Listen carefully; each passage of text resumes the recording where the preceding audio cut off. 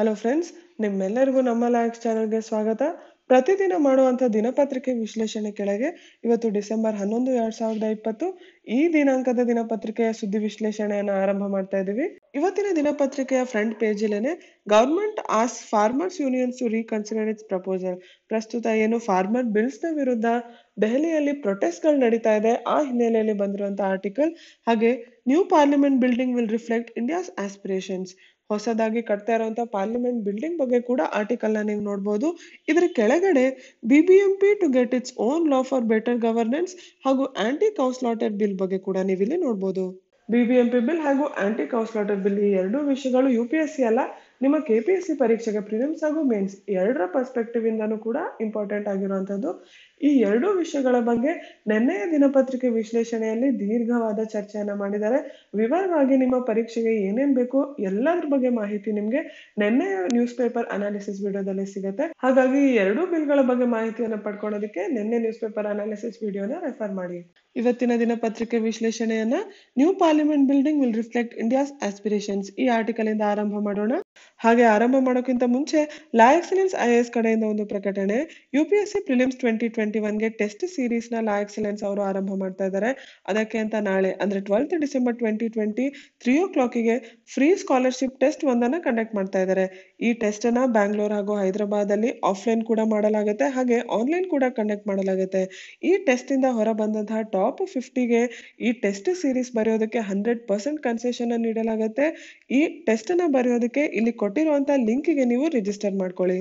ನಿಮ್ಮ UPSC ಪರೀಕ್ಷೆಯಲ್ಲಿ economy ಎಷ್ಟು ಮುಖ್ಯವಾಗಿದೆ ಅಂತ ನಿಮ್ಗೆ ಈಗಾಗಲೇ ತಿಳಿದಿರುತ್ತೆ. ಪ್ರಿಲಿಮ್ಸ್ ಎಕ್ಸಾಮ್ ಅಲ್ಲಂತೂ ಪ್ರತಿ ವರ್ಷ 15ರಿಂದ 18 ಕ್ವೆಶನ್ ಅಟ್ಲೀಸ್ಟ್ ಬಂದೇ ಬರುತ್ತೆ, ಹಾಗೆ ಮೇನ್ಸ್ ಅಲ್ಲಿ 6 ಕ್ವೆಶನ್ ಅಷ್ಟು ಬಂದೇ ಬರುತ್ತೆ. ಆದ್ರೆ ಎಕಾನಮಿಗೆ ಸಂಬಂಧಪಟ್ಟಂತೆ ಬೇಸಿಕ್ ಟರ್ಮ್ಸ್ ಏನಿರುತ್ತೆ ಅದ್ರ ಬಗ್ಗೆನೇ ಸಾಕಷ್ಟು ಜನಕ್ಕೆ ಸ್ಪಷ್ಟತೆ ಇರೋದಿಲ್ಲ. ಅದಕ್ಕೆ ಅಂತಾನೆ ನಿರ್ದಿಷ್ಟವಾಗಿ ಎಕನಾಮಿಕ್ ಬೇಸಿಕ್ ಟರ್ಮಿನಾಲಜಿ ಬಗ್ಗೆ ನಾಡಿದ್ದು 13 ಡಿಸೆಂಬರ್ 2020 ಒಂದು ಫ್ರೀ ಸೆಷನ್ ಅನ್ನ ಬೆಳಗ್ಗೆ 9 ಕಂಡಕ್ಟ್ ಮಾಡಲಾಗ್ತಾ ಇದೆ. ಇದನ್ನ ಬೆಂಗಳೂರಲ್ಲಿ ಮಾತ್ರ ಕಂಡಕ್ಟ್ ಮಾಡಲಾಗ್ತಾ ಇದೆ. ಇದರ ಬಗ್ಗೆ ಇನ್ನು ಮಾಹಿತಿಯನ್ನ ಪಡ್ಕೊಳ್ಳೋದಕ್ಕೆ ಕೆಳಗೆ ಇಲ್ಲಿ ಕೊಟ್ಟಿರುವಂತಹ ನಂಬರ್ಸ್ ನ ನೀವು ಕಾಂಟ್ಯಾಕ್ಟ್ ಮಾಡಬಹುದು. ದೆಹಲಿಯಲ್ಲಿ ಕಟ್ತಾ ಇರುವಂತ ಹೊಸ ಸಂಸತ್ ಭವನದ ಶಿಲಾನ್ಯಾಸನ ನೆರವೇರಿತು. ಈ ಕಟ್ತಾ ಇರುವಂತ ಹೊಸ ಭವನದ ಬಗ್ಗೆ ಕೂಡ ಮಾಹಿತಿ ನಿಮ್ಗೆ KPSC exam point of view ಇಂದ ಜಾಸ್ತಿ ಇಂಪಾರ್ಟೆಂಟ್ ಆಗುತ್ತೆ. ನಿಮ್ಮ UPSC ಹಾಗೂ KPSC ಎರಡೂ ಪರೀಕ್ಷೆಯ ಸಿಲೆಬಸ್ ಅಲ್ಲಿ ಕರೆಂಟ್ ಅಫೇರ್ಸ್ ತುಂಬಾ ಮುಖ್ಯ ಭಾಗ ಆಗುತ್ತೆ. ಆದ್ರೆ ಎಸ್ಪೆಷಲಿ ಪ್ರಿಲಿಮ್ಸ್ ಎಕ್ಸಾಮ್ ನ ಪಾಯಿಂಟ್ ಆಫ್ ವ್ಯೂ ಇಂದ ನೋಡಿದಾಗ ನಿಮ್ಮ KPSC ಅಲ್ಲಿ ಹಾಗೂ UPSC ಅಲ್ಲಿ ಯಾವ ರೀತಿ ಪ್ರಶ್ನೆ ಬರುತ್ತೆ ಅನ್ನೋದ್ರಲ್ಲಿ ವ್ಯತ್ಯಾಸ ಇದೆ. KPSC is about remembering news, UPSC is about understanding news. ನಿಮ್ಗೆ ಮಾಹಿತಿ ಬೇಸ್ಡ್ ಫ್ಯಾಕ್ಚುಯಲ್ ಬೇಸ್ಡ್ ಇನ್ಫಾರ್ಮೇಶನ್ ಏನಿರುತ್ತೆ ಆ ರೀತಿ ಪ್ರಶ್ನೆಗಳನ್ನ KPSC ಪ್ರಿಲಿಮ್ಸ್ ಅಲ್ಲಿ ತುಂಬಾ ಜಾಸ್ತಿ ಕೇಳಲಾಗುತ್ತೆ. ಅದೇ UPSC ಅಲ್ಲಿ ಕೇವಲ ಮಾಹಿತಿ ಅಲ್ಲ, ಆ ಮಾಹಿತಿಯ ಹಿಂದೆ ಏನ್ ಅನಾಲಿಸಿಸ್ ಇದೆ, ಕಾನ್ಸೆಪ್ಟ್ಸ್ ಇದೆ, ಅದೆಲ್ಲದ್ರ ಬಗ್ಗೆ ನಿಮ್ಗೆ ಗೊತ್ತಿರಬೇಕು ಅಂತ ಎಕ್ಸ್ಪೆಕ್ಟ್ ಮಾಡ್ತಾರೆ. ಸೊ ಈ ಆರ್ಟಿಕಲ್ ಅಲ್ಲಿ ಏನು ಫ್ಯಾಕ್ಚುಯಲ್ ಬೇಸ್ಡ್ ಇನ್ಫಾರ್ಮೇಶನ್ ಇದೆ ಹೊಸ ಪಾರ್ಲಿಮೆಂಟ್ ಬಿಲ್ಡಿಂಗ್ ಬಗ್ಗೆ, ಇದ್ರ ಬಗ್ಗೆ ಡೈರೆಕ್ಟ್ ಆಗಿ ಕ್ವೆಶನ್ಸ್ ನ ನೀವು KPSC ಹಾಗೂ ಬೇರೆ ರಾಜ್ಯ ಮಟ್ಟದ ಎಕ್ಸಾಮ್ಸ್ ಅಲ್ಲಿ ಎಕ್ಸ್ಪೆಕ್ಟ್ ಮಾಡಬಹುದು. ಈ ಹೊಸ ಪಾರ್ಲಿಮೆಂಟ್ ಬಿಲ್ಡಿಂಗ್ ನ ಕಾಂಟ್ರಾಕ್ಟರ್ ಟಾಟಾ ಪ್ರಾಜೆಕ್ಟ್ಸ್ ಲಿಮಿಟೆಡ್, ಹಾಗೆ architect HCP design planning and management. ಮುಂದಿನ ವರ್ಷ ಭಾರತ ಸ್ವಾತಂತ್ರ್ಯ ಪಡೆದು 75 ವರ್ಷಗಳಾಗತ್ತೆ. ಸೊ ಅದರ ಹಿನ್ನೆಲೆಯಲ್ಲಿ ಮುಂದಿನ ವಿಂಟರ್ ಸೆಷನ್ ಅಷ್ಟೊತ್ತಿಗೆ ಈ ಪಾರ್ಲಿಮೆಂಟ್ ಬಿಲ್ಡಿಂಗ್ ನ ಕನ್ಸ್ಟ್ರಕ್ಷನ್ ಮುಗಿಸ್ಬೇಕು ಅನ್ನೋದು ಉದ್ದೇಶವಾಗಿದೆ. ಈ ಪಾರ್ಲಿಮೆಂಟ್ ಬಿಲ್ಡಿಂಗ್ ತ್ರಿಕೋನ ಶೇಪ್ ಅಲ್ಲಿ ಇರುತ್ತೆ. ಇದರ ಏರಿಯಾ 64,500. ಇದರಲ್ಲಿ 3 ರೀತಿಯ ಸ್ಪೇಸಸ್ ಇರುತ್ತೆ: ಲೋಕಸಭಾ, ರಾಜ್ಯಸಭಾ ಹಾಗೂ ಸೆಂಟ್ರಲ್ ಲೌಂಜ್. ಹಳೆ ಪಾರ್ಲಿಮೆಂಟ್ ಬಿಲ್ಡಿಂಗ್ ಅಲ್ಲಿ ಜನರು ತಮ್ಮ MP ಗಳನ್ನ ಮೀಟ್ ಮಾಡೋದಕ್ಕೆ ಯಾವುದು ಕಾಮನ್ ಸ್ಪೇಸ್ ಇರಲಿಲ್ಲ. ಸೊ ಆ ಹೊಸ ಸ್ಪೇಸ್ ಅನ್ನ ಹೊಸ ಪಾರ್ಲಿಮೆಂಟ್ ಬಿಲ್ಡಿಂಗ್ ಕೆಳಗೆ ರಚನೆ ಮಾಡ್ಕೊಡ್ತಾ ಇದ್ದಾರೆ. ಈ 3 ಸ್ಪೇಸ್ ಗಳಿಗೆ ಥೀಮ್ ಅನ್ನು ನೀಡಲಾಗಿದೆ. ಲೋಕಸಭಾಗೆ ಪೀಕಾಕ್, ರಾಜ್ಯಸಭಾಗೆ ಲೋಟಸ್, ಸೆಂಟ್ರಲ್ ಲೌಂಜ್ಗೆ ಬ್ಯಾನಿಯನ್. ಈ ಮಾಹಿತಿ ನಿಮ್ಮ ಪರೀಕ್ಷೆಗೆ ತುಂಬಾ ಮುಖ್ಯವಾದದ್ದು. ಪೀಕಾಕ್ ನಮ್ಮ national bird, lotus national flower, ಹಾಗೆ ಬ್ಯಾನಿಯನ್ ನಮ್ಮ ನ್ಯಾಷನಲ್ ಟ್ರೀ. ಹೊಸ ರಾಜ್ಯಸಭಾದಲ್ಲಿ 384 ಸೀಟ್ಸ್ ಇದ್ರೆ ಲೋಕಸಭಾಕ್ಕೆ 888 ಸೀಟ್ಸ್ ಇದೆ. ಲೋಕಸಭಾ ಹಾಲ್ ಅಲ್ಲಿ ಅಡಿಷನಲ್ ಕೆಪಾಸಿಟಿ ಕೂಡ ಹಾಕಿದ್ದಾರೆ. ನಮಗೆ ಗೊತ್ತಿರೋ ಹಾಗೆ ಕೆಲವೊಂದು ಸಂದರ್ಭದಲ್ಲಿ ಜಾಯಿಂಟ್ ಸೆಷನ್ಸ್ ನ ಲೋಕಸಭಾ ಹಾಗೂ ರಾಜ್ಯಸಭಾ ಮಧ್ಯ ಸ್ಪೀಕರ್ ಕಂಡಕ್ಟ್ ಮಾಡ್ತಾರೆ. ಅವಾಗ ನಮ್ಗೆ ಹೆಚ್ಚಳ ಸೀಟ್ಸ್ ನ ಅವಶ್ಯಕತೆ ಇರುತ್ತೆ. ಹಾಗಾಗಿ ಮ್ಯಾಕ್ಸಿಮಮ್ ಕೆಪಾಸಿಟಿ 1272 ಸೀಟ್ಸ್ ಅಷ್ಟು ಲೋಕಸಭಾ ಹಾಲ್ಗೆ ಇಡಲಾಗಿದೆ. ಸಂಸದ್ನ ಜಾಯಿಂಟ್ ಸಿಟ್ಟಿಂಗ್ ಗೆ ಸಂಬಂಧಪಟ್ಟಂತೆ ಇರುವಂತಹ ಈ ಪ್ರಶ್ನೆಯನ್ನು ಉತ್ತರಿಸಕ್ಕೆ ಪ್ರಯತ್ನ ಮಾಡಿ.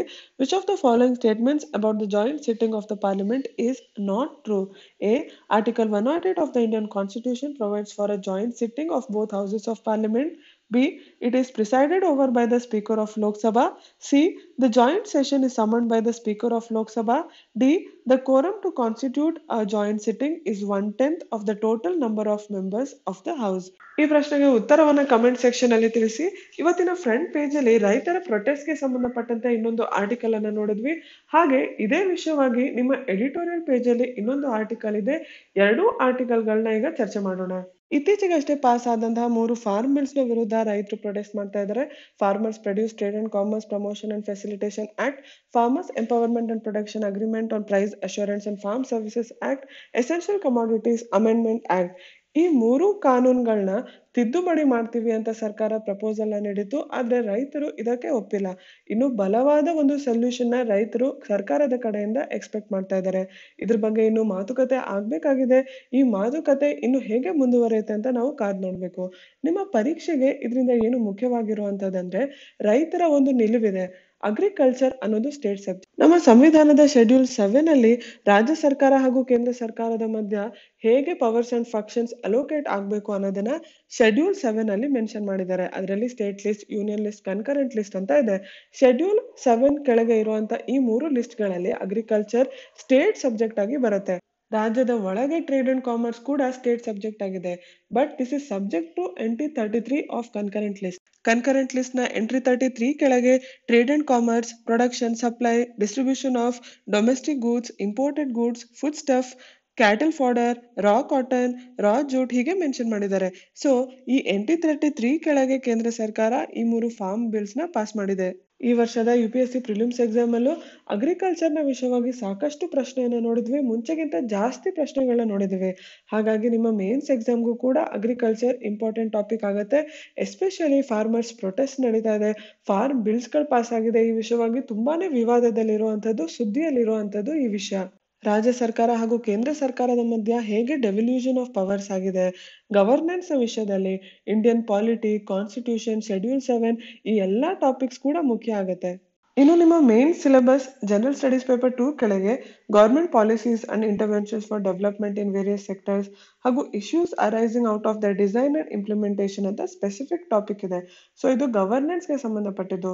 ಫಾರ್ಮ್ ಬಿಲ್ಸ್ ನ ಸರ್ಕಾರ ಯಾಕೆ ಮಾಡಿದೆ, ಅದರ ಉದ್ದೇಶ ಏನು, ಆ ಉದ್ದೇಶಕ್ಕೆ ತಕ್ಕ ಹಾಗೆ ಈ ಬಿಲ್ಗಳ ಒಳಗೆ ಎಲ್ಲ ಪ್ರಾವಿಷನ್ಸ್ ಇದೆಯಾ, ರೈತರಿಗೆ ಏನ್ ಸಮಸ್ಯೆಗಳಿದೆ, ರೈತರು ಯಾಕೆ ಪ್ರೊಟೆಸ್ಟ್ ಮಾಡ್ತಾ ಇದ್ದಾರೆ, ಅವರು ಪ್ರೊಟೆಸ್ಟ್ ಮಾಡ್ತಿರೋಂಥ ರೀಸನ್ಸ್ ಎಷ್ಟು ವ್ಯಾಲಿಡ್ ಆಗಿದೆ, ಇದೆಲ್ಲದ್ರ ಬಗ್ಗೆ ನಿಮ್ಗೆ ತಿಳಿದಿರ್ಬೇಕಾಗತ್ತೆ. ನಿಮ್ಮ ಮೇನ್ಸ್ ಪರೀಕ್ಷೆಯಲ್ಲಿ ಡೈರೆಕ್ಟ್ ಆಗಿ ಫಾರ್ಮ್ ಬಿಲ್ಸ್ ನ ಬಗ್ಗೆ ಕ್ರಿಟಿಕಲಿ ಅನಲೈಸ್ ಅಂತ ಕೇಳ್ಬೋದು. ಅವಾಗ ನೀವು ಕ್ರಿಟಿಕಲಿ ಅಂದ್ರೆ ಪಾಸಿಟಿವ್ಸ್, ನೆಗೆಟಿವ್ಸ್ ಜೊತೆಗೆ ನಿಮ್ಮ ವಿಶ್ಲೇಷಣೆಯನ್ನ ನೀಡಬೇಕಾಗತ್ತೆ. ಬಿಲ್ಸ್ ನ ವಿರುದ್ಧ ಪ್ರೊಟೆಸ್ಟ್ ಮಾಡ್ತಾ ಇರುವಂತ ರೈತರಿಗೆ ಮಿನಿಮಮ್ ಸಪೋರ್ಟ್ ಪ್ರೈಸ್ ನ ತೆಗೆದುಹಾಕ್ಬೋದು ಅನ್ನೋ ಭಯ ಇದೆ. ಸೊ ಮಿನಿಮಮ್ ಸಪೋರ್ಟ್ ಪ್ರೈಸ್ ತೆಗೆದುಹಾಕಲ್ಲ ಅನ್ನೋ ಬರವಣಿಗೆಯಲ್ಲಿ ಆಶ್ವಾಸನೆಯನ್ನ ಸರ್ಕಾರ ನೀಡ್ತು. ಅದರ ನಂತರ ಸ್ಟೇಟ್ ರನ್ ಹಾಗೂ ಪ್ರೈವೇಟ್ ಮಂಡಿ ಇವುಗಳ ಮಧ್ಯೆ ಸಮಾನತೆ, ಟ್ರೇಡರ್ಸ್ ನ ರಿಜಿಸ್ಟ್ರೇಷನ್, ಡಿಸ್ಪ್ಯೂಟ್ ರೆಸಲ್ಯೂಷನ್ ಮೆಕ್ಯಾನಿಸಮ್ಸ್ ಈ ಎಲ್ಲಾ ವಿಷಯಗಳ ಬಗ್ಗೆ ರೈತರಿಗೆ ಕನ್ಸರ್ನ್ಸ್ ಇದೆ. ಈ ಎಲ್ಲಾ ಕನ್ಸರ್ನ್ಸ್ ಇರೋದ್ರ ಬಗ್ಗೆ ಲಾ ಒಳಗೆ ಅಮೆಂಡ್ಮೆಂಟ್ ಅನ್ನ ಮಾಡ್ತೀವಿ, ತಿದ್ದುಪಡಿಯನ್ನ ಮಾಡ್ತೀವಿ ಅಂತ ಸರ್ಕಾರ ಹೇಳಿತು. ಆದ್ರೆ ಕೇವಲ ತಿದ್ದುಪಡಿ ಸಾಕಾಗಲ್ಲ, ಈ ಕಾನೂನುಗಳನ್ನ ಕಂಪ್ಲೀಟ್ ಆಗಿ ತೆಗೆದು ಹಾಕ್ಬೇಕು ಅಂತ ರೈತರು ಡಿಮ್ಯಾಂಡ್ ಮಾಡ್ತಾ ಇದ್ದಾರೆ. ಅದಕ್ಕಾಗಿ ಅಂತ ಪ್ರೊಟೆಸ್ಟ್ ಅನ್ನ ತೀವ್ರ ಮಾಡ್ತಾ ಇದ್ದಾರೆ. ಡೆಲ್ಲಿ ಸುತ್ತ ಇರುವಂತ ಜೈಪುರ್, ಆಗ್ರಾ ಈ ಹೈವೇಗಳನ್ನ ಬ್ಲಾಕ್ ಮಾಡೋದಾಗಿ ಹೇಳ್ತಾ ಇದ್ದಾರೆ. ಹೀಗಿರ್ಬೇಕಾದ್ರೆ ಸರ್ಕಾರ ಹಾಗೂ ರೈತರ ಮಧ್ಯ ಇರುವಂತಹ ಈ ಸಮಸ್ಯೆನ ಹೇಗೆ ಬಗೆಹರಿಸಬೇಕು ಅನ್ನೋದನ್ನ ಈ ಆರ್ಟಿಕಲ್ ಅಲ್ಲಿ ಚರ್ಚೆ ಮಾಡ್ತಾ ಇದ್ದಾರೆ. ನಮ್ಮ ದೇಶದ ಕೆಲವು ಭಾಗಗಳಲ್ಲಿ ರೈತರು ಪೊಲಿಟಿಕಲಿ ಎಂಪವರ್ಡ್ ಆಗಿದ್ದಾರೆ. ಅಂದ್ರೆ ಅವರ ಬೇಕು ಬೇಡಗಳು, ಅವರ ಡಿಮ್ಯಾಂಡ್ಸ್ ಏನಿದೆ ಅದಕ್ಕೆ ರಾಜಕೀಯವಾಗಿ ಬೆಲೆ ಇದೆ. ಆದ್ರೂ ಕೂಡ ನಮ್ಮ ದೇಶದ ಎಲ್ಲಾ ರೈತರು ಸರ್ಕಾರದ ನೀತಿ ಏನಿದೆ ಕೃಷಿಯ ಬಗ್ಗೆ, ಹಾಗೆ ಮಾರ್ಕೆಟ್ ಅಲ್ಲಿ ಹೇಗೆ ಫೋರ್ಸಸ್ ಇರುತ್ತೆ ಅದ್ರ ಮೇಲೆ ಅವಲಂಬಿತರಾಗಿದ್ದಾರೆ. ಇತ್ತೀಚೆಗೆ ಪಾಸ್ ಆದಂತಹ ಫಾರ್ಮ್ ಬಿಲ್ಸ್ ಈ ಓಪನ್ ಮಾರ್ಕೆಟ್ ಡೈರೆಕ್ಷನ್ ಅಲ್ಲಿ ಹೋಗ್ತಾ ಇದೆ. ಅಂದ್ರೆ ಮಾರ್ಕೆಟ್ ಒಳಗೆ ಒಂದು ಸರಕಿನ price demand and supply decide ಮಾಡಿದಾಗ ಅದರಲ್ಲಿ ಸರ್ಕಾರದ ಕಡೆಯಿಂದ ಯಾವ್ದು ನಿಯಂತ್ರಣ ಇಲ್ಲದೆ ಇದ್ದಾಗ ರೈತರಿಗೂ ಕೂಡ ಬೆನಿಫಿಟ್ ಆಗತ್ತೆ ಅನ್ನೋದು ಸರ್ಕಾರದ ನಿಲುವು. ಆದ್ರೆ ನಮ್ಮ ದೇಶದ ಬಹು ಜನಸಂಖ್ಯೆ ಕೃಷಿ ಮೇಲೆ ಅವಲಂಬಿತವಾಗಿರೋದು. ಫುಡ್ ಸೆಕ್ಯೂರಿಟಿ ಅಷ್ಟು ಮುಖ್ಯವಾಗಿರುವಂತ ನಮ್ಮ ದೇಶದಲ್ಲಿ ಕೃಷಿಯನ್ನ ಕಂಪ್ಲೀಟ್ಲಿ ಮಾರ್ಕೆಟ್ ಫೋರ್ಸಸ್ಗೆ ಬಿಡೋದು ಎಷ್ಟು ಸರಿ ಅಂತ ಇಲ್ಲಿ ಪ್ರಶ್ನೆ ಮಾಡ್ತಾ ಇದ್ದಾರೆ. ವಿಶ್ವದಲ್ಲಿ ಇರುವಂತ ಫ್ರೀ ಮಾರ್ಕೆಟ್ ಕಂಟ್ರೀಸ್ ಕೂಡ ಕೃಷಿಯನ್ನ ಕಂಪ್ಲೀಟ್ಲಿ ಫ್ರೀ ಮಾರ್ಕೆಟ್ಗೆ, ಓಪನ್ ಮಾರ್ಕೆಟ್ಗೆ ಬಿಡೋದಿಲ್ಲ. ಇದನ್ನ ವರ್ಲ್ಡ್ ಟ್ರೇಡ್ ಆರ್ಗನೈಸೇಷನ್ ಕೂಡ ಹೇಳುತ್ತೆ. ಹಾಗಿರ್ಬೇಕಾದ್ರೆ ನಾವು ಕಂಪ್ಲೀಟ್ಲಿ ಅಗ್ರಿಕಲ್ಚರ್ ಅನ್ನ ಓಪನ್ ಮಾರ್ಕೆಟ್ಗೆ ಬಿಡೋದು ಎಷ್ಟು ಸರಿ? ನಾಳೆ ಪ್ರೈವೇಟ್ ಸೆಕ್ಟರ್ ಅಲ್ಲಿ ಇರುವಂತಹ ದೊಡ್ಡ ದೊಡ್ಡ ಕಾರ್ಪೊರೇಷನ್ಸ್ ರೈತರನ್ನ ಎಕ್ಸ್ಪ್ಲಾಯ್ಟ್ ಮಾಡ್ಬೋದು. ಹಾಗಾಗಿ ರೈತರನ್ನ ಫಾರ್ಮ್ ಸೆಕ್ಟರ್ನ ಸರ್ಕಾರ ರಕ್ಷಣೆ ಮಾಡುವಂತದ್ದು ಅತಿ ಮುಖ್ಯ ಅಂತ ಇಲ್ಲಿ ಹೇಳ್ತಾ ಇದ್ದಾರೆ. ಹಾಗಂತ ಕೃಷಿ ವಲಯದಲ್ಲಿ ಯಾವುದು ಸುಧಾರಣೆಗಳ ಅವಶ್ಯಕತೆ ಇಲ್ಲ ಅಂತ ಅಲ್ಲ. ಅಗ್ರಿಕಲ್ಚರ್ ಮಾರ್ಕೆಟಿಂಗ್ ಅಲ್ಲಿ ಕ್ರಾಪ್ ಪ್ಯಾಟರ್ನ್ಸ್ ಬಗ್ಗೆ ಹೀಗೆ ಸಾಕಷ್ಟು ಸುಧಾರಣೆಗಳ ಅವಶ್ಯಕತೆ ಇದೆ. ಸುಧಾರಣೆಗಳು ಬಂದಾಗ ರೈತರ ಕಡೆಯಿಂದ ರೆಸಿಸ್ಟೆನ್ಸ್ ಬರೋದು ಕೂಡ ಸಹಜವಾಗಿದೆ. ಆದ್ರೆ ಯಾವುದೇ ಸುಧಾರಣೆ ಮೇಲೆ ರೈತರಿಗೆ ವಿಶ್ವಾಸ ಹಾಗೂ ನಂಬಿಕೆ ಇರೋದು ಕೂಡ ಅಷ್ಟೇ ಮುಖ್ಯ ಆಗುತ್ತೆ. ಅದು ಪ್ರಸ್ತುತ ಇರುವಂತ ಸಿಚುವೇಶನ್ ಅಲ್ಲಿ ಆಗ್ತಾ ಇಲ್ಲ. ಹಾಗಾಗಿ ಸರ್ಕಾರ ರೈತರ ಜೊತೆ ಏನು ಮಾತುಕತೆ ಆಗ್ತಾ ಇದೆ ಅದನ್ನ ಪೊಲಿಟಿಕಲ್ ಕಾಂಪ್ರಮೈಸ್ ತರ ನೋಡ್ಬಾರ್ದು. ಅವರಿಗೆ ನ್ಯಾಯ ಒದಗಿಸಕ್ಕೆ ಪ್ರಯತ್ನ ಮಾಡ್ಬೇಕು. ಅವ್ರಿಗೆ ಏನೇನು ಆಶ್ವಾಸನೆಯನ್ನ ನೀಡಿದೆ ಅದನ್ನೆಲ್ಲ ಪೂರೈಸಬೇಕು. ಮೊದಲು MSP ಯನ್ನ ತೆಗೆಯೋದಿಲ್ಲ ಅಂತ ಏನು ಬರವಣಿಗೆಯಲ್ಲಿ ಕೊಟ್ಟಿದೆ ಅದನ್ನ ಕಾನೂನಿನ ಮೂಲಕ ಅವ್ರಿಗೆ ಗ್ಯಾರಂಟಿ ಮಾಡ್ಬೇಕು. ಅವ್ರಿಗೆ ನಂಬಿಕೆಯನ್ನ ಮೂಡಿಸ್ಬೇಕು. ಹಾಗೆ ಸರ್ಕಾರ MSP ಮೂಲಕ ಪ್ರೊಕ್ಯೂರ್ಮೆಂಟ್ ಹಾಗೂ ಸಬ್ಸಿಡೀಸ್ ನ ಮೂಲಕ ರೈತರ ರಕ್ಷಣೆಯನ್ನ ಮುಂದುವರಿಸಬೇಕು ಅಂತ ಇಲ್ಲಿ ಆರ್ಟಿಕಲ್ ಅಲ್ಲಿ ಹೇಳ್ತಾ ಇದ್ದಾರೆ. ಸೊ ಈ ಆರ್ಟಿಕಲ್ ಅಲ್ಲಿ ಪ್ರಸ್ತುತ ಇರುವಂತಹ ಸಮಸ್ಯೆಗೆ ಸೊಲ್ಯೂಷನ್ ಅನ್ನ ನೀಡ್ತಾ ಇದ್ದಾರೆ. ಸಾಮಾನ್ಯವಾಗಿ ಕ್ರಿಟಿಕಲಿ ಅನಲೈಸ್ ಅನ್ನೋ ಈ ರೀತಿ ಪ್ರಶ್ನೆಗಳು ಬಂದಾಗ ಕನ್ಕ್ಲೂಷನ್ ಒಳಗೆ ನಿಮ್ಗೆ ವೇ ಫಾರ್ವರ್ಡ್ ಅಂದ್ರೆ ಈ ಸಮಸ್ಯೆಗೆ ಏನು ಪರಿಹಾರ ಅಂತ ಹೇಳ್ಬೇಕಾಗತ್ತೆ. ಇದರ ಉದಾಹರಣೆಯನ್ನ ನೀವಿಲ್ಲಿ ನೋಡ್ಬೋದು. ಈ ರೀತಿ ಏನು ಆಗಬಹುದು ಅಂತ ಒಂದು ಪಾಸಿಟಿವ್ ನೋಟ್ ಅಲ್ಲಿ ನೀವು ಆನ್ಸರ್ ನ ಎಂಡ್ ಮಾಡ್ಬೇಕಾಗತ್ತೆ. ಮುಂದೆ ಚರ್ಚೆ ಮಾಡ್ತಾ ಇರುವಂತ article Bangalore edition page number 10 ಅಲ್ಲಿ ಬಂದಿರುವಂತದ್ದು general studies paper 2 international relations ಕೆಳಗೆ ಬರುವಂತದ್ದು India totally responsible for situation China. ನಾವು ಈ ವರ್ಷ ಏನು ಜೂನ್ ತಿಂಗಳಲ್ಲಿ ಭಾರತ ಹಾಗೂ ಚೀನಾ ಮಧ್ಯೆ ಗಾಲ್ವನ್ ವ್ಯಾಲಿ ಕ್ಲಾಶ್ ನೋಡಿದ್ವಿ. ಆ ಹಿನ್ನೆಲೆಯಲ್ಲಿ ಎರಡು ದೇಶಗಳ ಮಧ್ಯೆ ಗಡಿ ಸಮಸ್ಯೆ ಬಂದು ಅದನ್ನ ಬಗೆಹರಿಸೋ ಪ್ರಯತ್ನಗಳು ನಡೀತಾನೆ ಇದೆ, ಮಾತುಕತೆ ನಡೀತಾನೆ ಇದೆ. ಈ ಮಾತುಕತೆಯ ವಿಚಾರದಲ್ಲಿ ಭಾರತ ಇತ್ತೀಚೆಗಷ್ಟೇ ಅಂದ್ರೆ ನಮ್ಮ ಎಕ್ಸ್ಟರ್ನಲ್ ಅಫೇರ್ಸ್ ಮಿನಿಸ್ಟರ್ ಸ್ಟೇಟ್ಮೆಂಟ್ ಅನ್ನ ನೀಡಿದ್ರು. ಭಾರತ ಹಾಗೂ ಚೀನಾ ಮಧ್ಯ ಬಾರ್ಡರ್ ಅಗ್ರಿಮೆಂಟ್ ಇದ್ರೂ ಕೂಡ ಅದನ್ನ ಉಲ್ಲಂಘನೆ ಮಾಡಿ China large number of soldiers ನ ಡಿಪ್ಲಾಯ್ ಮಾಡಿತ್ತು ಗಡಿ ಪ್ರದೇಶದಲ್ಲಿ ಅನ್ನೋದು ಭಾರತದ ಹೇಳಿಕೆ. ಹಾಗೆ ಮಾಡೋದಲ್ದೆ ಯಾಕೆ ಆ ಸೋಲ್ಜರ್ಸ್ ಆ ಪ್ರದೇಶದಲ್ಲಿ ಇದ್ರು ಅನ್ನೋದಕ್ಕೆ 5 ರೀತಿ ಬೇರೆ ಬೇರೆ ಎಕ್ಸ್ಪ್ಲನೇಷನ್ ನ ಚೀನಾ ಕೊಡುತ್ತೆ ಅಂತ ಕೂಡ ಭಾರತ ಹೇಳುತ್ತೆ. ಚೀನಾದ ಈ ನಡವಳಿಕೆಯಿಂದ ಕಳೆದ 30-40 ವರ್ಷಗಳಲ್ಲಿ ಇಲ್ಲದೆ ಇರುವಂತ ಪರಿಸ್ಥಿತಿಯಲ್ಲಿ ಭಾರತ ಹಾಗೂ ಚೀನಾದ ಸಂಬಂಧ ಇದೆ ಅಂತ ಭಾರತದ ಸೈಡ್ ಇಂದ ಹೇಳಿಕೆ ಬಂದಿತ್ತು. ಅದಕ್ಕೆ ಉತ್ತರಿಸ್ತಾ ಚೀನಾ ಈ ಸಮಸ್ಯೆಗೆ ಕೇವಲ ಭಾರತ ಹೊಣೆ ಅಂತ ಹೇಳ್ತಾ ಇದೆ. ಈಗ ಈ ಮಾತುಕತೆಗಳು ಹೇಗೆ ಮುಂದುವರಿಬೇಕು ಅನ್ನೋದ್ರ ಬಗ್ಗೆ ಕೂಡ ಅಡಚಣೆ ಇದೆ. ಚೀನಾದ ನಿಲುವು ಏನು ಅಂತಂದ್ರೆ ಆರ್ಥಿಕ ಸಂಬಂಧ ಹಾಗೂ ಗಡಿ ಸಮಸ್ಯೆಯನ್ನ ಬೇರೆ ಬೇರೆಯಾಗಿಡ್ಬೇಕು. ನಮ್ಮ ಬೇರೆ ಬೇರೆ ಸಂಬಂಧಗಳನ್ನ ಅಂದ್ರೆ ಗಡಿ ಸಮಸ್ಯೆ ಬಿಟ್ಟು ಬೇರೆ ಎಲ್ಲಾ ಸಂಬಂಧಗಳನ್ನ ಮುಂದುವರಿಸಬೇಕು ಅಂತ ಚೀನಾ ಹೇಳುತ್ತೆ. ಆದ್ರೆ ಭಾರತ ಹಾಗೂ ಚೀನಾ ಮಧ್ಯ ಇರುವಂತ ಎಲ್ಲಾ ಸಂಬಂಧಗಳು ಗಡಿ ಪ್ರದೇಶದಲ್ಲಿ ಏನು ಶಾಂತಿ ಸ್ಥಿರತೆ ಇರತ್ತೆ ಅದ್ರ ಮೇಲೆ ಅವಲಂಬಿತವಾಗಿದೆ. ಹಾಗಾಗಿ ಗಡಿ ಸಮಸ್ಯೆ ಬಗೆಹರಿಸದೆ ಬೇರೆ ಸಂಬಂಧಗಳು ಅಂದ್ರೆ ಆರ್ಥಿಕ ಸಂಬಂಧಗಳನ್ನ ಮುಂದುವರ್ಸಕ್ಕೆ ಭಾರತ ತಯಾರಿಲ್ಲ ಅನ್ನೋದು ಭಾರತದ ನಿಲುವು. ಸೊ ಭಾರತ ಮತ್ತು ಚೀನಾ ಮಧ್ಯ ಇರುವಂತಹ ಸಮಸ್ಯೆಗಳು ಗಡಿ ಮಾತುಕತೆಗಳು ಇನ್ನು ಪಾಸಿಟಿವ್ ಆಗಿ ಮುಂದುವರಿತಾ ಇಲ್ಲ ಅಂತ ನಾವು ತಿಳ್ಕೊಬಹುದು. ಈ ವರ್ಷದ UPSC ಹಾಗೂ KPSC ಎರಡೂ ಪರೀಕ್ಷೆಗೆ ಇಂಡಿಯಾ ಚೈನಾ ತುಂಬಾನೇ ಶೋರ್ ಶಾರ್ಟ್ ಆಗಿ ಬರುವಂತ ಟಾಪಿಕ್. ನಿಮ್ಗೆ ಎಸ್ಸೆ ಅಲ್ಲಿ ಬರ್ಬೋದು, KPSC ಅಲ್ಲಿ ನಿಮ್ಮ UPSC ಅಲ್ಲಿ ಎಸ್ಸೆ ಕೂಡ ಬರ್ಬೋದು ಅಥವಾ ನಿಮ್ಮ UPSC mains general studies paper 2 ಕೆಳಗೆ ಕೂಡ ಬರ್ಬೋದು. ಸೊ ಇದ್ರ ಬಗ್ಗೆ ಏನೇ ಪ್ರಶ್ನೆ ಬಂದ್ರು ಕೂಡ ನೀವು ಬರೆಯಕ್ಕೆ ತಯಾರಾಗಿರಿ.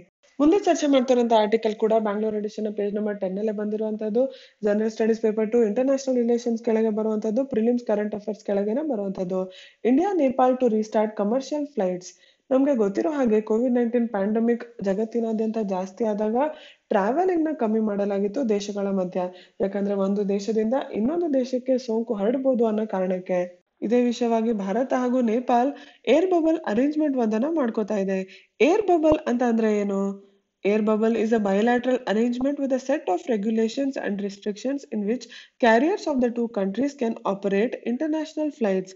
ಈ ಬೈಲ್ಯಾಟ್ರಲ್ ಅಂತ ಅಂದ್ರೆ ಎರಡು ದೇಶಗಳ ಮಧ್ಯ ಕೆಲವೊಂದು ಅಡೆತಡೆಗಳನ್ನ ಹಾಕಿ ರಿಸ್ಟ್ರಿಕ್ಷನ್ಸ್ ನ ಹಾಕಿ ನಿಯಂತ್ರಣವನ್ನ ಮಾಡ್ತಾ ಕಂಡೀಷನ್ಸ್ ನ ಇಟ್ಟು ಎರಡು ದೇಶಗಳ ಮಧ್ಯ ಇಂಟರ್ನ್ಯಾಷನಲ್ ಫ್ಲೈಟ್ಸ್ ನ ಆಪರೇಟ್ ಮಾಡಬಹುದು ಅನ್ನೋ ಒಂದು ಅರೇಂಜ್ಮೆಂಟ್ ನ ಮಾಡ್ಕೊಳ್ಳಲಾಗುತ್ತೆ. ಈ ಅರೇಂಜ್ಮೆಂಟ್ ನ ಕೆಳಗೆ ಒಂದು ಫ್ಲೈಟ್ ಅನ್ನ ಪ್ರತಿದಿನ ಭಾರತ ಹಾಗೂ ನೇಪಾಲ್ ಮಧ್ಯೆ ಕಳಿಸಲಾಗ್ತಾ ಇದೆ.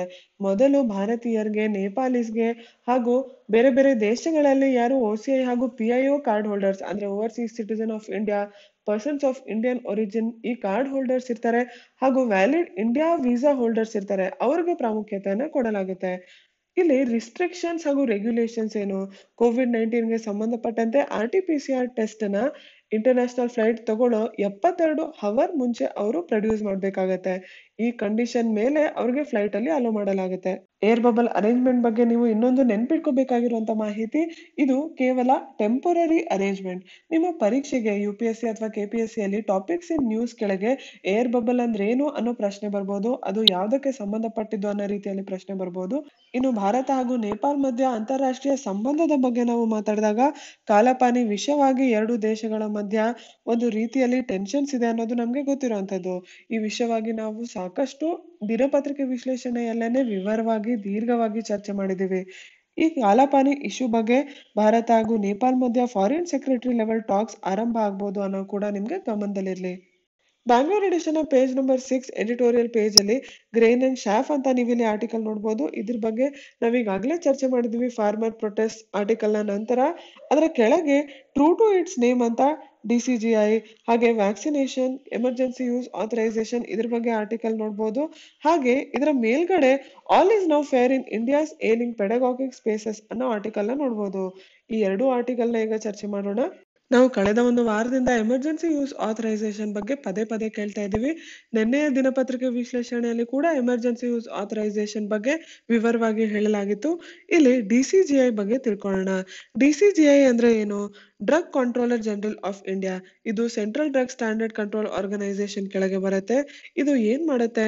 Specified categories of drugs such as blood products, IV fluids, vaccines ಇವುಗಳನ್ನ ಅಪ್ರೂವ್ ಮಾಡುತ್ತೆ. ಇದು ministry of health and family welfare ಈ ಸಚಿವಾಲಯದ ಕೆಳಗೆ ಬರುತ್ತೆ. ಭಾರತಕ್ಕೆ ಇಂಪೋರ್ಟ್ ಆಗಿ ಬರುವಂತ ಡ್ರಗ್ಸ್, ಅವುಗಳ ಮ್ಯಾನುಫ್ಯಾಕ್ಚರಿಂಗ್, ಡಿಸ್ಟ್ರಿಬ್ಯೂಷನ್, ಅದರ ಗುಣಮಟ್ಟ ಹಾಗೆ ಅದರ ಮಾನದಂಡಗಳನ್ನ ಕೂಡ DCGI ತಯಾರಿಸುತ್ತೆ. ಏನಾದ್ರು ಡಿಸ್ಪ್ಯೂಟ್ ಬಂದಲ್ಲಿ ಅಪೆಲೇಟ್ ಅಥಾರಿಟಿ ಆಗಿ ಕೂಡ ಕೆಲಸ ಮಾಡುತ್ತೆ. ದೇಶದಿಡೀ ಒಂದು ನ್ಯಾಷನಲ್ ರೆಫರೆನ್ಸ್ ಸ್ಟ್ಯಾಂಡರ್ಡ್ ನ ಪ್ರಿಪೇರ್ ಮಾಡಿ ಮೇಂಟೈನ್ ಮಾಡುತ್ತೆ. ಡ್ರಗ್ಸ್ ಅಂಡ್ ಕಾಸ್ಮೆಟಿಕ್ಸ್ ಆಕ್ಟ್ ನ ಎನ್ಫೋರ್ಸ್ಮೆಂಟ್ ಭಾರತದ ಎಲ್ಲೆಡೆ ಸಮಾನವಾಗಿ ಆಗ್ಲಿ ಅನ್ನೋದನ್ನ ನೋಡ್ಕೊಳತ್ತೆ. ಜಗತ್ನಲ್ಲಿ ಎಲ್ಲಾ ಕಡೆ COVID-19 ಪ್ಯಾಂಡಮಿಕ್ಗೆ ವ್ಯಾಕ್ಸಿನ್ಗಳು ತಯಾರಾಗ್ತಾ ಇದೆ, ಟೆಸ್ಟ್ ಆಗ್ತಾ ಇದೆ. phase 1, phase 2, phase 3 ಟ್ರಯಲ್ಸ್ ನಡೀತಾ ಇದೆ. ಈ ಹಿನ್ನೆಲೆಯಲ್ಲಿ ಎಮರ್ಜೆನ್ಸಿ ಯೂಸ್ ಅಪ್ರೂವಲ್ ಇವುಗಳಿಗೆ ಕೊಡಬೇಕು ಅನ್ನೋದ್ರ ಬಗ್ಗೆ ಚರ್ಚೆ ನಡೀತಾ ಇದೆ. ಭಾರತದ DCGI ಯಾವುದೇ ಸಫಿಶಿಯಂಟ್ ಡೇಟಾ ಇಲ್ಲದೆ ಆ ರೀತಿ ಎಮರ್ಜೆನ್ಸಿ ಯೂಸ್ ಅಪ್ರೂವಲ್ ನ ಕೊಡೋದಿಲ್ಲ ಅಂತ ಖಡಾಖಂಡಿತವಾಗಿ ಹೇಳಿದೆ. ಆ ಹಿನ್ನೆಲೆಯಲ್ಲಿ ಆರ್ಟಿಕಲ್ ಅಲ್ಲಿ ಚರ್ಚೆ ಮಾಡ್ತಾ ಇದ್ದಾರೆ. ಎಮರ್ಜೆನ್ಸಿ ಯೂಸ್ ಅಪ್ರೂವಲ್ಗೆ ಯಾರ್ಯಾರು ಹಾಕಿದ್ರು, ಅಪ್ರೂವಲ್ ನ ಕೇಳಿದ್ರು ಅದನ್ನ ಚರ್ಚೆ ಮಾಡ್ತಾ ಇದ್ದಾರೆ. ಅದಕ್ಕಾಗಿ ಅಂತ ಏನು ಡೇಟಾವನ್ನ ಕೊಟ್ಟಿದ್ರು ಅದರ ಬಗ್ಗೆ ಕೂಡ ಇಲ್ಲಿ ವಿಶ್ಲೇಷಣೆಯನ್ನ ಮಾಡ್ತಾ ಇದ್ದಾರೆ. ಭಾರತ್ ಬಯೋಟೆಕ್ ತನ್ನ phase 3 ಟ್ರಯಲ್ ಡೇಟಾ ಕೂಡ ಸಬ್ಮಿಟ್ ಮಾಡಿರಲಿಲ್ಲ. ಎಮರ್ಜೆನ್ಸಿ ಯೂಸ್ ಆಥರೈಸೇಷನ್ಗೆ ಏನ್ ಡೇಟಾವನ್ನ ನೋಡಲಾಗುತ್ತೆ?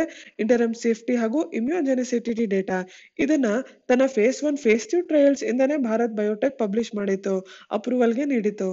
ಹಾಗೆ ಸೆರಮ್ ಇನ್ಸ್ಟಿಟ್ಯೂಟ್ ಕೂಡ ಆಕ್ಸ್ಫರ್ಡ್ ವ್ಯಾಕ್ಸಿನ್ ನ phase 2, 3 ಟ್ರಯಲ್ಸ್ ನ ಪಬ್ಲಿಷ್ ಮಾಡಿದೆ. phase 3 ಟ್ರಯಲ್ಸ್ ನ ಕೆಲವೊಂದು ಡೇಟಾ ಚಿಂತಾಜನಕವಾಗಿರೋದ್ರಿಂದ UK ಅಲ್ಲಿ ಕೂಡ US ಬೇಸ್ಡ್ ಫೈಸರ್ ನ ಅಪ್ರೂವ್ ಮಾಡಿದೆ, ಅದೇ ಆಕ್ಸ್ಫರ್ಡ್ ವ್ಯಾಕ್ಸಿನ್ ನ ಅಪ್ರೂವ್ ಮಾಡಿಲ್ಲ. ಈ ಎಲ್ಲ ಮಾಹಿತಿಯನ್ನ ನೋಡಿದ್ರೆ DCGI ಸರಿಯಾದ ಒಂದು ಡಿಸಿಷನ್ ನ ತಗೊಂಡಿದೆ. ನಮ್ಗೆ ಲೋಕಲ್ ಮ್ಯಾನುಫ್ಯಾಕ್ಚರ್ಡ್ ವ್ಯಾಕ್ಸಿನ್ಸ್ ಸ್ವಲ್ಪ ಲೇಟ್ ಆಗಿ ಅವೈಲಬಲ್ ಆದ್ರೂ ಕೂಡ ಸಫಿಶಿಯಂಟ್ ಡೇಟಾ ಇರುವಂತದ್ದು, ಅವುಗಳ ಸುರಕ್ಷತೆ ಬಗ್ಗೆ ತಿಳ್ಕೊಳ್ಳುವಂತದ್ದು ತುಂಬಾನೇ ಮುಖ್ಯ ಆಗುತ್ತೆ. ಹಾಗೆ ಎಮರ್ಜೆನ್ಸಿ ಯೂಸ್ ಆಥರೈಸೇಷನ್ಗೆ DCGI ಆತುರವಾಗಿ ಏನು ಡಿಸಿಷನ್ ತಗೊಂಡೆ, ಇನ್ನು ಡೇಟಾವನ್ನ ಕೇಳಿರೋದ್ರಿಂದ ಅದ್ರ ಮೇಲೆ ಇನ್ನು ನಂಬಿಕೆ ಜಾಸ್ತಿ ಆಗಿದೆ.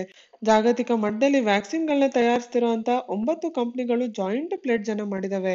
ಹೈಯೆಸ್ಟ್ ಸ್ಟ್ಯಾಂಡರ್ಡ್ಸ್ ನ ಜನರ ಸುರಕ್ಷತೆಯನ್ನ ನೋಡಿ ವ್ಯಾಕ್ಸಿನ್ಗಳನ್ನ ತಯಾರಿಸಿರೋದಾಗಿ.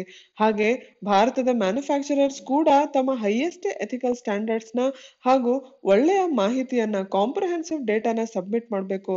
ಎಮರ್ಜೆನ್ಸಿ ಯೂಸ್ ಅಪ್ರೂವಲ್ ಬಂದೇ ಬರೋ ರೀತಿ ಮಾಹಿತಿಯನ್ನ ಕೊಡ್ಬೇಕು.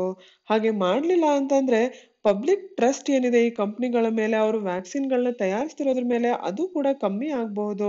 ಅದು ತುಂಬಾ ಹಾನಿಕಾರಕವಾಗುತ್ತೆ ಅಂತ ಈ ಆರ್ಟಿಕಲ್ ಅಲ್ಲಿ ಹೇಳ್ತಾ ಇದ್ದಾರೆ. All is now fair in India's ailing pedagogic spaces.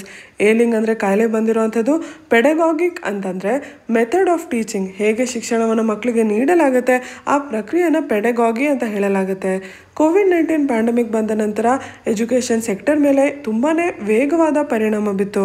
ಎಲ್ಲ ಮಕ್ಕಳು ಜೊತೆಗೆ ಕೂತು ಕಲಿಯೋಕ್ಕಾಗಲಿಲ್ಲ, ಆಫ್ಲೈನ್ ಕ್ಲಾಸಸ್ ಆಗಲಿಲ್ಲ, ಎಲ್ಲರೂ ಇಂಟರ್ನೆಟ್ ಮೂಲಕ ಆನ್ಲೈನ್ ಕ್ಲಾಸಸ್ ಮಾಡಬೇಕಾಯ್ತು. ಈ ಎಲ್ಲ ಬದಲಾವಣೆಗಳು ಎಷ್ಟು ವೇಗವಾಗಿ ಆಯಿತು ಅಂತಂದರೆ, ತಂತ್ರಜ್ಞಾನದಿಂದ ಮಕ್ಕಳ ಸೈಕಾಲಜಿ ಮೇಲೆ ಏನು ಪರಿಣಾಮ ಬೀಳುತ್ತೆ, ಚೈಲ್ಡ್ ಸೈಕಾಲಜಿ, ಎಜುಕೇಷನಲ್ ಥಿಯರಿ ಇವುಗಳ ಮಧ್ಯೆ ಹೊಂದಾಣಿಕೆ ಮಾಡೋಕ್ಕೂ ಕೂಡ ಟೈಮ್ ಇರಲಿಲ್ಲ. ಎಲ್ಲ ವರ್ಗದವ್ರಿಗೆ ಅಂದರೆ ಎಲ್ಲ ವಯಸ್ಸಿನ ಮಕ್ಕಳಿಗೂ ಕೂಡ ಎಲ್ಲ ಕ್ಲಾಸಸ್ನ ಆನ್ಲೈನ್ ಮಾಡಲಾಯಿತು. ತಂತ್ರಜ್ಞಾನದ ಬಳಕೆ ಒಂದು ರೀತಿ ಒಳ್ಳೆಯದು ಅನ್ನೋ ರೀತಿಯಲ್ಲಿ ಅಕ್ಸೆಪ್ಟೆನ್ಸ್ ಇದೆ. ಒಳ್ಳೆಯದು ಅನ್ನೋದಕ್ಕೆ ಯಾವುದೇ ಸಾಕ್ಷಿ ಇಲ್ಲ ಅಂದರೂ ಕೂಡ ಸ್ಮಾರ್ಟ್ ಇನ್ಫ್ರಾಸ್ಟ್ರಕ್ಚರ್ನ ಹೆಸರಲ್ಲಿ ತಂತ್ರಜ್ಞಾನದ ಬಳಕೆಯನ್ನು ಜಾಸ್ತಿ ಮಾಡಲಾಗ್ತಾನೇ ಇದೆ. ಸರ್ಕಾರಿ ಶಾಲೆಗಳಲ್ಲಿ, ಪ್ರೈವೇಟ್ ಸ್ಕೂಲಲ್ಲಿ ಎಲ್ಲ ಕಡೆ ಇದು ನಡೀತಾ ಇದೆ. ಕೋವಿಡ್ ಸಂದರ್ಭದಲ್ಲಂತೂ ಆನ್ಲೈನ್ ಕ್ಲಾಸಸ್ನ ಬಿಟ್ಟು ಬೇರೆ ಯಾವುದೋ ಆಪ್ಷನ್ ಇಲ್ಲವೇ ಇಲ್ಲ ಅನ್ನೋ ರೀತಿಯಲ್ಲಿ ಆಯಿತು. ಇದರಿಂದ ಶಿಕ್ಷಕರ ಮೇಲೆ ಕೂಡ ಸಾಕಷ್ಟು ಪರಿಣಾಮ ಬಿತ್ತು, ತುಂಬ ಪ್ರೆಷರ್ ಕ್ರಿಯೇಟ್ ಆಯಿತು. ಹಾಗೆ ಮಕ್ಕಳಿಗೂ ಕೂಡ ಯಾರ ಹತ್ರ ಲ್ಯಾಪ್ಟಾಪ್ ಇಲ್ಲ, ಸ್ಮಾರ್ಟ್ಫೋನ್ಸ್ನ ಸಬ್ಸ್ಟಿಟ್ಯೂಟ್ ಆಗಿ ನೀಡಲಾಯಿತು. ಹಲವಾರು ರಾಜ್ಯಗಳಲ್ಲಿ ಸ್ಮಾರ್ಟ್ಫೋನ್ಸ್ನ ಡಿಸ್ಟ್ರಿಬ್ಯೂಟ್ ಮಾಡಲಾಯಿತು. ಆದರೆ ಕೇವಲ ಸ್ಮಾರ್ಟ್ಫೋನ್ಸ್ ಅಲ್ಲ, ಇಂಟರ್ನೆಟ್ನ ಕೂಡ ಅವಶ್ಯಕತೆ ಇರುತ್ತೆ. ಈ ರೀತಿ ಆಗಿರುವಂಥ ಹೊಸ ಎಕ್ಸ್ಪೀರಿಯನ್ಸಿಂದ ಎಜುಕೇಷನ್ ಸೆಕ್ಟರ್ ಮೇಲೆ ಏನು ಪರಿಣಾಮ ಬಿದ್ದಿದೆ, ಆ್ಯಕ್ಚುಲಿ ಇದೆಲ್ಲ ಆಗಿ 1 ವರ್ಷ ಆದರೂ ಕೂಡ ಇರುವಂಥ ಸಿಸ್ಟಮ್ ಇನ್ನೂ ಹೆಚ್ಚು ಒಳ್ಳೆಯ ರೀತಿಯಲ್ಲಿ ಮುಂದುವರಿತಾ ಇಲ್ಲ, ಇನ್ನೂ ಕೆಳಮಟ್ಟದಲ್ಲಿ ಬರ್ತಾ ಇದೆ ಅಂತ ಇಲ್ಲಿ ಹೇಳ್ತಾ ಇದ್ದಾರೆ. ಇದರ ಮೇಲೆ ಗಮನವನ್ನು ಮಕ್ಕಳ ಪೋಷಕರು ಕೂಡ ಕೊಡೋಕ್ಕಾಗ್ತಾ ಇಲ್ಲ. ಅವರಿಗೆ COVID-19ಇಂದ ಅವರ ಮಕ್ಕಳನ್ನು ಸುರಕ್ಷಿತವಾಗಿ ಇಡೋದೇ ಚಾಲೆಂಜ್ ಆಗಿದೆ. ಈ ಅವಕಾಶವನ್ನು ಉಪಯೋಗಿಸ್ಕೊಂಡು ಸಾಕಷ್ಟು ಆನ್ಲೈನ್ ಕೋರ್ಸಸ್ ಆರಂಭ ಆಗಿದೆ. ಸಾಕಷ್ಟು ಪ್ರೈವೇಟ್ ಕಂಪ್ನಿಗಳು ಟ್ಯೂಷನ್ಸನ್ನು ನೀಡ್ತಾ ಇದ್ದಾರೆ. ಸ್ಕೂಲ್ಗಳಲ್ಲಿ ಏನು ಮಾಡ್ತಾ ಇಲ್ಲ, ಅವರು ಮಾಡ್ತಾರೆ ಅಂತ ಹೇಳ್ತಾ ಇದ್ದಾರೆ. ಈ ಎಲ್ಲ ಬದಲಾವಣೆಗಳಿಂದ ಏನಾಗಿದೆ, ಚೈಲ್ಡ್ಹುಡ್ ಅಂತ ನಾವೇನು ಕರಿತೀವಿ, ಆ ಸೂಕ್ಷ್ಮ ವಯಸ್ಸು ಕಂಪ್ಲೀಟ್ಲಿ ವರ್ಚುವಲ್ ವರ್ಲ್ಡ್ಗೆ, ಇಂಟರ್ನೆಟ್ ವರ್ಲ್ಡ್ಗೆ ಎಕ್ಸ್ಪೋಸ್ ಆಗಿದೆ. ಅದರ ಅಟ್ರಾಕ್ಷನ್ಸ್ಗೆ ಎಕ್ಸ್ಪೋಸ್ ಆಗಿದೆ. ಅಲ್ಲಿ ಯಾವುದೇ ರೀತಿ ಸುರಕ್ಷತೆ ಇಲ್ಲ. ಕೇವಲ ಬೇರೆ ಬೇರೆ ಶಿಕ್ಷಕರಲ್ಲ, ವಿಡಿಯೋ ಗೇಮ್ಸ್ನ manufacturers, fantasy app makers, coding instructors ಇವರೆಲ್ಲರಿಗೂ ಈ ಮಕ್ಕಳ ಆಕ್ಸೆಸ್ ಸಿಗುತ್ತೆ ಇದರ ಮೂಲಕ. ಉದಾಹರಣೆಗೆ ಕೋಡಿಂಗ್ನ ಮೂಲಕ ಮಕ್ಕಳ ಅನಾಲಿಟಿಕಲ್ ಸ್ಕಿಲ್ಸ್ ಜಾಸ್ತಿ ಆಗುತ್ತೆ ಅಂತ ಅಡ್ವರ್ಟೈಸ್ ಮಾಡಲಾಗ್ತಾ ಇದೆ. ಇದು ಕೇವಲ ಎಜುಕೇಟೆಡ್ ಪೇರೆಂಟ್ಸ್ಗೆ ತಲುಪ್ತಾ ಇಲ್ಲ, ಮಕ್ಕಳಿಗೇ ತಲುಪ್ತಾ ಇದೆ. ಹೀಗೆ ಅಡ್ವರ್ಟೈಸ್ ಮಾಡ್ತಾ ಇರ್ಬೇಕಾದ್ರೆ ಇವರು ಯೂಸ್ ಮಾಡ್ತಾ ಇರುವಂಥ ಪದಗಳು, ವೊಕ್ಯಾಬ್ಲರಿ ಕೂಡ ತುಂಬ ಮುಖ್ಯ ಆಗುತ್ತೆ. ಇಲ್ಲಿ ಕ್ರಿಟಿಕಲ್ ಇನ್ಕ್ವೈರಿ ಅಂತ ಅಂದ್ರೇನು, ವೈಡರ್ ಕಾಂಟ್ಯಾಕ್ಟ್ಸಲ್ಲಿ ಒಂದು ಪ್ರಾಬ್ಲಮ್ನ ಅರ್ಥ ಮಾಡ್ಕೊಳೋದು. ಒಂದು ಮಗು ಅನಾಲಿಟಿಕಲ್ ಸ್ಕಿಲ್ಸ್ ಕಲ್ತಿದೆ ಅಂತಂದರೆ ಅದರಿಂದಾಗಿ ತನ್ನ ಜೀವನದ ಬೇರೆ ಬೇರೆ ಭಾಗಗಳು, ಸೋಷಿಯಲ್ ಸ್ಫಿಯರ್ ಸೇರಿ ಅದನ್ನು ಹ್ಯಾಂಡಲ್ ಮಾಡೋ ಸ್ಕಿಲ್ ಇದೆ ಅಂತ ಅರ್ಥ. ಆದರೆ ಪ್ರಸ್ತುತ ಆನ್ಲೈನ್ ಕ್ಲಾಸಲ್ಲಿ ಕೂತ್ಕೊಂಡು ಒಂದು ಕಂಪ್ಯೂಟರ್ನ ಮೂಲಕ, ಒಂದು ರೆಕ್ಟ್ಯಾಂಗ್ಯುಲರ್ ಸ್ಕ್ರೀನ್ನ ಮೂಲಕ ಕಲಿತಾ ಇರೋವಂಥ ಮಕ್ಕಳಿಗೆ ಸೋಷಿಯಲ್ ಸ್ಕಿಲ್ಸ್ನ, ಹ್ಯೂಮನ್ ಸಿಚುವೇಶನ್ಸ್ನ ಅನಲೈಸ್ ಮಾಡೋ ಅಂಥ ಒಂದು ಕೆಪಾಸಿಟಿನ ಕೊಡೋಕ್ಕೆ ಸಾಧ್ಯನಾ ಅಂತ ಇಲ್ಲಿ ಪ್ರಶ್ನೆ ಮಾಡ್ತಾ ಇದ್ದಾರೆ. ಈ ಪ್ರಶ್ನೆಗೆ ಉತ್ತರವನ್ನು ಎಜುಕೇಷನಲ್ ಥಿಯರಿ ಹೇಳುತ್ತೆ, ಆದರೆ IT ರಿಲೇಟೆಡ್ ಇಂಡಸ್ಟ್ರೀಸ್ ಇದನ್ನು ಅರ್ಥ ಮಾಡ್ಕೊಳೋದಿಲ್ಲ. ಇತ್ತೀಚಿನ ವರ್ಷಗಳಲ್ಲಿ ಎಜುಕೇಷನ್ ಸೆಕ್ಟರಲ್ಲಿ ಮುಖ್ಯವಾಗಿ ಹೇಗೆ ತಂತ್ರಜ್ಞಾನವನ್ನು ಬಳಕೆ ಜಾಸ್ತಿ ಮಾಡ್ತಾ ಇದ್ದಾರೆ ವೆಸ್ಟಲ್ಲಿ ಅನ್ನೋದ್ರ ಬಗ್ಗೆ ಸಾಕಷ್ಟು ನಾವು ಕೇಳ್ತಾ ಇರ್ತೀವಿ. ಇಲ್ಲಿ ಉದಾಹರಣೆಯಾಗಿ ಜಪಾನನ್ನು ನೀಡಿದ್ದಾರೆ. ಜಪಾನಲ್ಲಿ ಪ್ರಿಂಟೆಡ್ ಟೆಕ್ಸ್ಟ್ ಬುಕ್ಸ್ ಬದಲು ಈಗ ಡಿಜಿಟಲ್ ಬುಕ್ಸ್ ಇದೆ ಅಂತ ಹೇಳಲಾಗುತ್ತೆ. ಆದರೆ ಇದು ಅಸಂಪ್ಷನ್ ಅಷ್ಟೇ, ಇದು ತುಂಬ ಎಕ್ಸಾಜರೇಟ್ ಆಗಿರುವಂಥ ನ್ಯೂಸ್ ಅಂತ ಇಲ್ಲಿ ಹೇಳ್ತಾ ಇದ್ದಾರೆ. ವಿಶ್ವದಲ್ಲಿ ಯಾವುದೇ ದೇಶದಲ್ಲಿ, ಚೈನಾ ಆಗಲಿ, ಜಪಾನ್ ಆಗಲಿ, ಎಲ್ಲೂ ಕೂಡ ಕೇವಲ ಡಿಜಿಟಲ್ ಕಂಟೆಂಟ್ನ ಉಪಯೋಗಿಸೋದಿಲ್ಲ. ಹಾಗೆ ಇದ್ರೂ ಕೂಡ ಅದನ್ನು ಕೇವಲ ಸಪ್ಲಿಮೆಂಟ್ ಆಗಿ ಅದು ದೊಡ್ಡ ಮಕ್ಕಳಿಗೆ ಯೂಸ್ ಮಾಡಲಾಗುತ್ತೆ. ಆದರೆ ಈ ರೀತಿ ಸ್ಟೇಜ್ ವೈಸ್ ಸ್ಪೆಸಿಫಿಸಿಟಿ, ಅಂದರೆ ಯಾವ ಮಕ್ಕಳಿಗೆ ತಂತ್ರಜ್ಞಾನವನ್ನು ಬಳಕೆ ಮಾಡಬೇಕು ಅನ್ನೋದ್ರ ಬಗ್ಗೆ ಜಾಸ್ತಿ ಒತ್ತನ್ನು ನೀಡಲಾಗ್ತಾ ಇಲ್ಲ. ದೊಡ್ಡ ಮಕ್ಕಳಿಗೆ ನೀಡಬಹುದು ಅಂತಂದರೆ ಸಣ್ಣ ಮಕ್ಕಳಿಗೆ ಯಾಕೆ ಇದರಿಂದ ಉಪಯೋಗ ಆಗೋದಿಲ್ಲ ಅಂತ ಕೇಳಲಾಗುತ್ತೆ. ಇತ್ತೀಚಿನ ದಿನಗಳಲ್ಲಿ ಶಿಕ್ಷಣದಲ್ಲಿ ಔಟ್ಕಮ್ ಡ್ರಿವನ್ ಟೀಚಿಂಗ್ಗೆ ಸಾಕಷ್ಟು ಒತ್ತನ್ನು ನೀಡಲಾಗ್ತಾ ಇದೆ. ಇದು ಒಳ್ಳೆಯ ಬೆಳವಣಿಗೆ.